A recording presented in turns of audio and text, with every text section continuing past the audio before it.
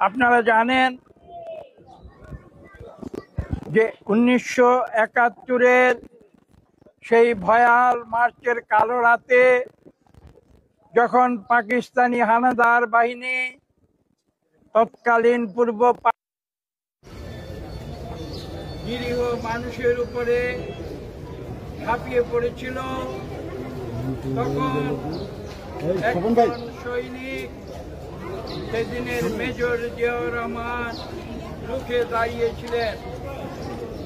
তিনি বলেছিলেন, I revolt,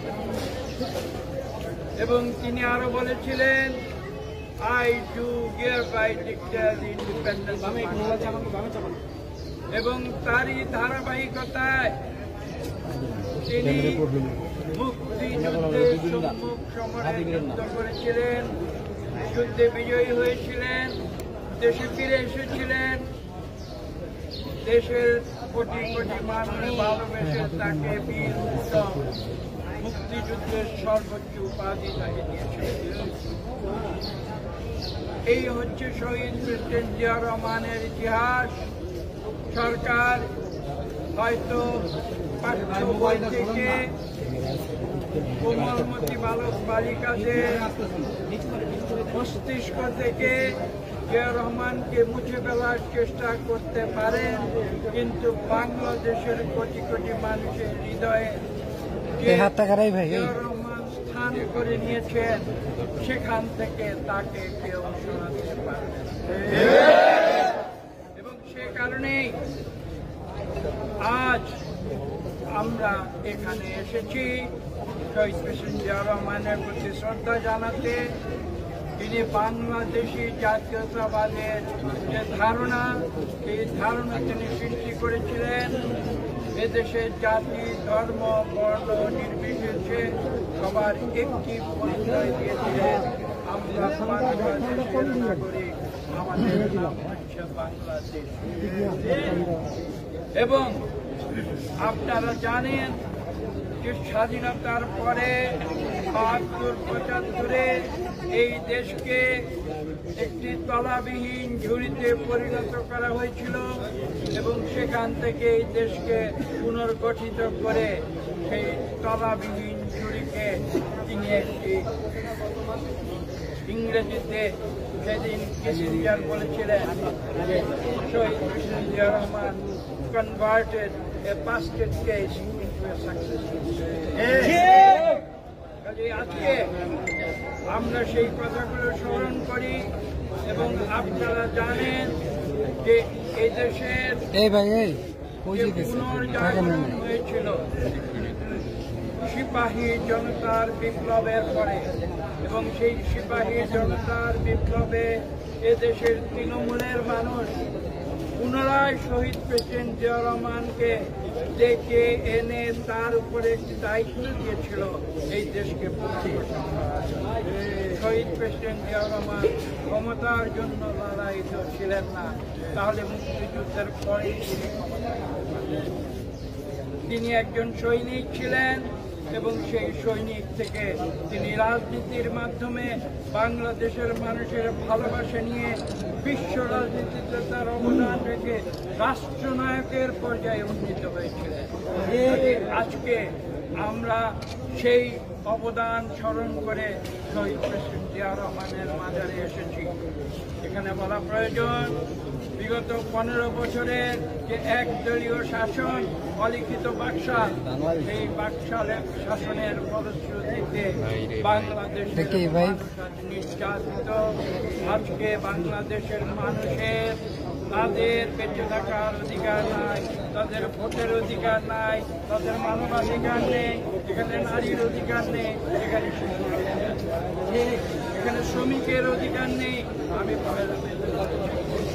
আজকে বাংলাদেশকে নতুন করে গড়ে তুলতে হলে যেটা প্রয়োজন, সেটা হচ্ছে বাংলাদেশের গণতন্ত্র ফিরিয়ে আনা। যে গণতন্ত্রের জন্য বাংলাদেশের লক্ষ লক্ষ মানুষ মুক্তিযুদ্ধে তাদের দিকে রক্ত ছেড়ে দিয়েছে। আজকে আমরা আসুন গোলাম দলের প্রতি নতুন করে পুনর্গঠিত গোলাম দলের প্রতি আমি আহ্বান, এই হুজুর আসুন আমরা শহীদ জিয়া আদর্শে আমরা সামনের দিকে এগিয়ে যাই। রাজনীতি করছে আজকে রাজপথে নিয়ে সংগ্রাম, সেটা হচ্ছে একটা পরিবর্তনের জন্য। বাংলাদেশে একদলীয় শাসন বাংলাদেশের মানুষ একদলীয় শাসন। তারা ভোটের অধিকার চায়, তারা কথা বলার অধিকার চায়, এবং সেই কারণে তারা বেঁচে থাকার অধিকার চায়। তারা অর্থনীতির একটি ন্যূনতম সাম্য, সেই অধিকার তারা ফিরে পেতে চায়। এদেশের দরিদ্র মানুষের লক্ষ লক্ষ কোটি টাকা এই সরকার আজকে বিদেশে পাচার করছে। সরকার এদেশের গণতন্ত্রের পরিবর্তে একটি অলিগার্কি সৃষ্টি করে তাদের আশীর্বাদ মুষ্টিমেয় কয়েকজনের হাতে এই দেশের এই অবস্থা থেকে বাংলাদেশের 18 কোটি মানুষকে বের হয়ে আসতে হবে। এদেশের গণতন্ত্র পুনঃপ্রতিষ্ঠিত করতে হবে। সেই কারণে আমরা রাজপথে আছি, রাজপথে থাকবো এবং আহ্বান জানাবো যে বাংলাদেশের জনগণের যে হৃদয়ের কথা, সেটা হচ্ছে বাংলাদেশের গণতন্ত্র ফিরে আসতে হবে। আপনাদের কমিটিকে আমি আহ্বান জানাবো, আপনারা সেই আদর্শে আপনারা কাজ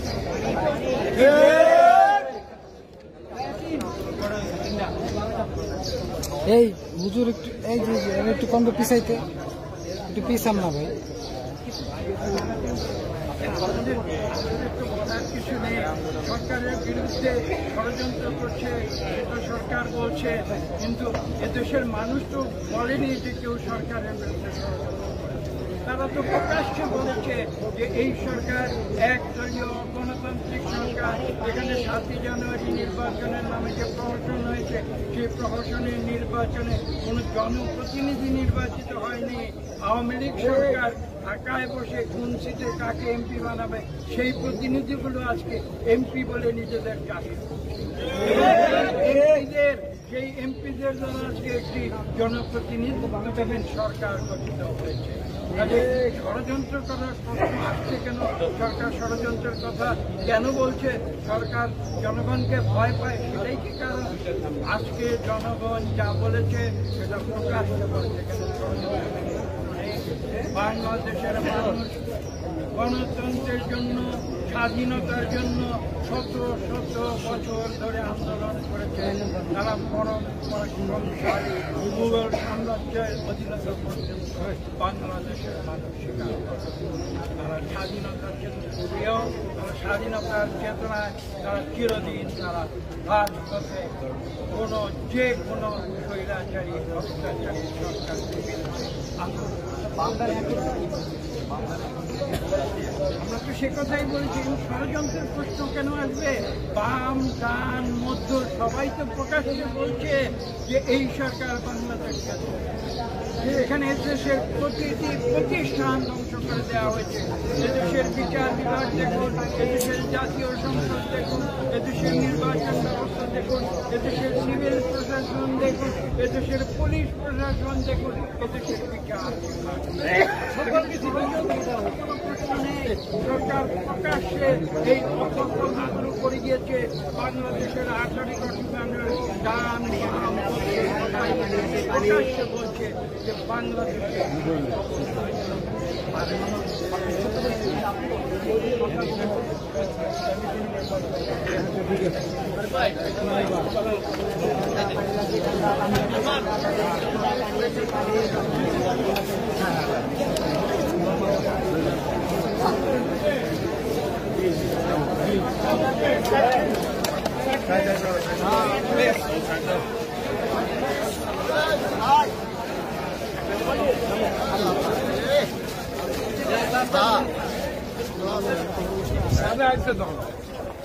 জুতো বেগে না ঠান্ডা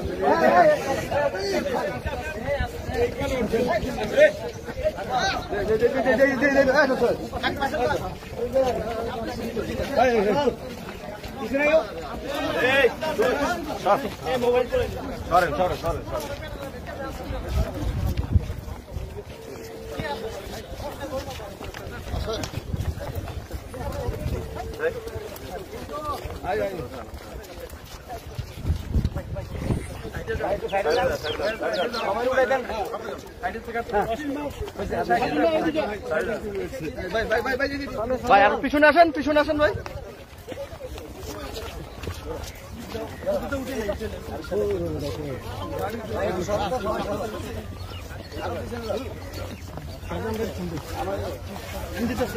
গাড়ি কো ওখানে জেনে না আমার সাথে কেনা এই গাড়িকে